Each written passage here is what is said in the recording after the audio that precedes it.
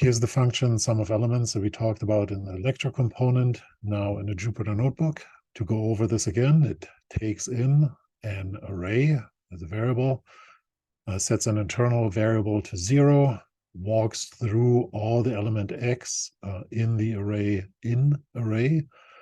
and then just adds every value that is in x to s and calculates the sum of elements.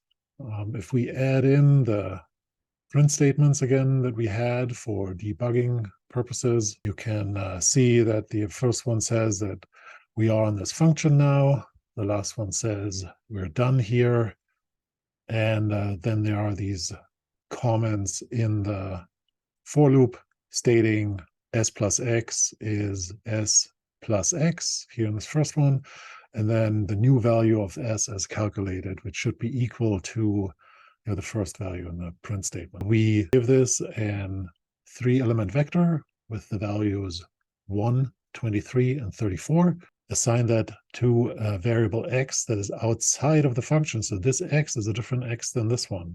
Remember about the scope of variables.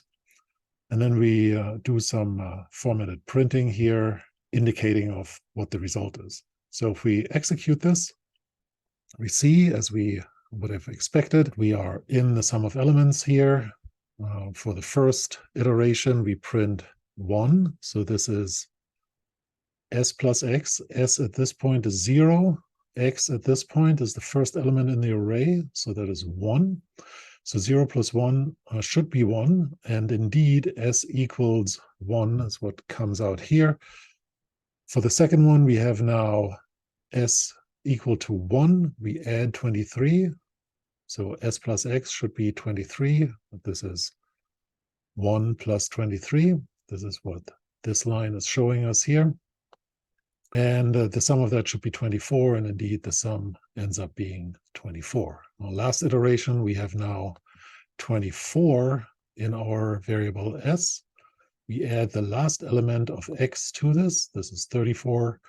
And 24 plus 34 should be 58. This is calculated here. And indeed, the sum is 58.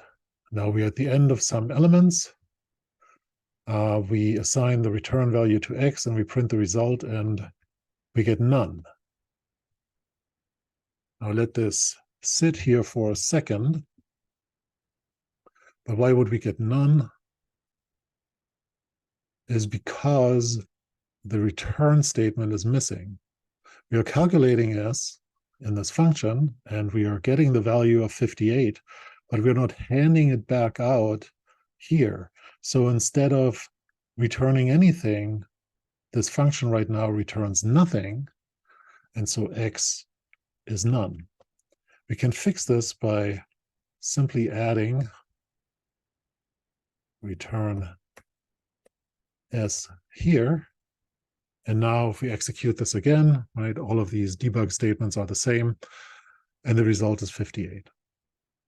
Now that we fixed this function, we might want to get rid of the print statements. And as I said in the lecture, these can stay with the code, so we could just simply go about it like this and comment it out.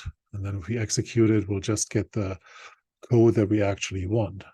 It's a bit cumbersome, perhaps, to always ensure that we're commenting in and out the correct print statements. And I mentioned that we have this other tool that we could use. It's perfectly legitimate to just go through the code and comment things in and out that you need or don't need. I'm just offering this as an alternative version. So we can just simply say print debug here. Comment all of this back in. And replace the code. And now we also need to set this global debug statement to true.